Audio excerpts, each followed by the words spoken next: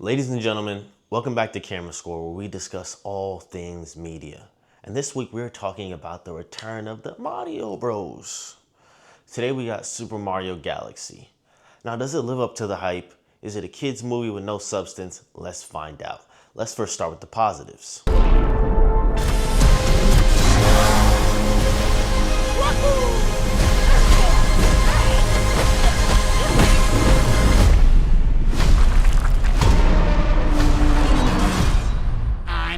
Jr., and I'm gonna be taking my father now!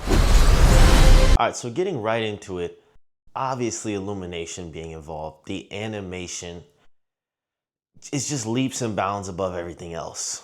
It's like those video game trailers from years ago, and then you click on the game itself and it looks terrible. This is like that video game trailer that looks amazing, but for the entire film. Colors vibrant, characters, animations, and all these different power-ups they take, and the flame and the water and the space and the stars all look really, really good here. But that's to be expected. This is big Nintendo, and they don't play games when it comes to things like this. Their production value is always high. Except for a few blunders, let's not get carried away, but they are always on it. And this movie is no exception in that case. It's really cool to see Mario and Luigi and Peach and Toad and the other ensemble of characters that I don't want to spoil come into this film. It's crazy to see things that are a part of many people's childhoods. Not necessarily mine. I did like Super Smash and Mario Kart, but I was never a huge Nintendo kid. But it is still amazing to see them done on the big screen in a good way, because we still have yet to forget about that old Mario film. You know which one. The one that was randomly in New York City and was so loosely related to Mario Bros. That I don't even know how it got greenlit. Eventually we'll forget about this. Maybe after Super Mario 4, we'll forget about that. But for now, we still on you. But that being said, they do a really good job adapting these characters and then bringing them to light. And this movie is very fun. Yes, it's a kid's film, and I understand that that's what they're going for. And a lot of times, most kids' films hit that mark, but I still have to commend it, even though it is a base requirement. This movie is very fun. There's a lot of jokes. There's a lot of great moments with the inclusion of all the cast. I mean, Yoshi himself is just a walking meme or gif. It's honestly hilarious. The fact that it's Donald Glover too, shout out my boy Gambino, you can't even really tell that it's him. It is just little Yoshi noises and saying his name. I guess that means that it's never gonna be him just talking, but still cool to see. Great for him to get the opportunity. But it is very interesting how they incorporate all the characters in this cast. And I feel like for about 90% of it, they do it really well. It doesn't feel too convoluted throughout the story. The story we'll get into a little bit later, but we're still talking about the positives. Another great thing is the voice performances. I know they love Chris Pratt to death. It's really cool to see Charlie Day in this as well. And they do very solid jobs. I think people get confused the fact that someone's an actor with voice acting. Very different levels of emotive action. And to be honest with you, voice actors are always better, but they do good jobs here. Now, that's not to say I personally believe someone else should have done it and could have done it better. Maybe they could have, but I'm happy with the voice selections they have here. Everyone does a great job. And I can talk about Star Fox because they showed him in the trailers and the release material. It's cool to have Glenn Powell, who just did the new Top Gun, to be Star Fox in this. He does a great performance, solid actor too. So it's a little funny play on his presence being in this. You know, you were Top Gun and now you are Star Fox Top Gun. His inclusion is a little interesting though, I will say that. But overall, this is an enjoyable kids film. Go out there if you're even remotely a Mario fan, and you will be thoroughly entertained with great action, vibrant colors, and this world that you can get lost in that you knew since you were a kid. But on the downsides of this is that story and the incorporation of some of the characters that you'll be excited to see, but aren't necessarily introduced in the greatest of ways. Let's get right into the negatives.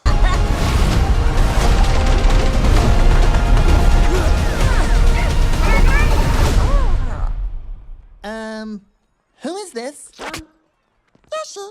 Come on. So some dinosaur just shows up and he's now part of the group. Cool. So what do I mean with they're not introduced the proper way? A lot of the characters just pop up, if I'm being honest. And this flows right into the story. The story here, I mean, I guess maybe that's what Mario games are, you know? The story is this paper-thin thing to get you to do all these cool jumps and conquer all these levels and defeat these bosses. I even love how they pay homage to the earlier games, you know, defeating Bowser and his son coming up. Really cool things, but the story in this is Paper Mario thin. Things just happen. Characters just appear. And I know it's like, oh, well, why do we need Fox? They need his ship. But it's like the journey to get there is just all over the place. There are large segments of this film where I'm like, okay, this is really cool action, but I'm not emotionally invested and I don't really know why this is happening. It's cool to see the events. Like I said, it's great spectacle, but it becomes like Fast and Furious. A rocket ship with a car attached to it is cool, but what are we doing this for in a Fast and Furious movie? And I feel like a lot of this carries over to this film. Really cool moments, but at the same time, what are we doing here? Why is this a thing? They just string you along with the semblance of plot and hope you're like, popcorn, popcorn, ooh, cool power-ups. It just doesn't hit the same as the first one. The first one was a lot more heartfelt. It had a lot of his story of not being believed in, that connection to his family and the city and not knowing his place in the world. This one doesn't really have themes of anything. I guess you could maybe say the theme is becoming a better father, being there for your kids, learning who to trust. I really couldn't even tell you. Things are just happening. And then the way that they carry out the plot with Peach and Toad versus Mario and Luigi kind of makes Mario and Luigi feel like side characters in their own film. Why is Peach this omnipotent, benevolent goddess that can beat 5,000 enemies with just an umbrella and is now this big entity that is the mainstay in the Mario film? And Mario and Luigi are kind of just catching up the whole film, just stringing along. And that's not to say it's not cool that they gave her agency in a real way. I do like that they made her more than just a damsel in distress. I feel like that is very played out. But at the same time, you don't have to make her Rey from Star Wars. Like, dang, she beats everybody? She beats everybody. Nobody could touch her. She learned martial arts from the greatest of Toad schools or something like that. I don't know. It was just a lot there. And that kind of helps to serve the point I'm making about the plot. It's one of those things where things are just happening.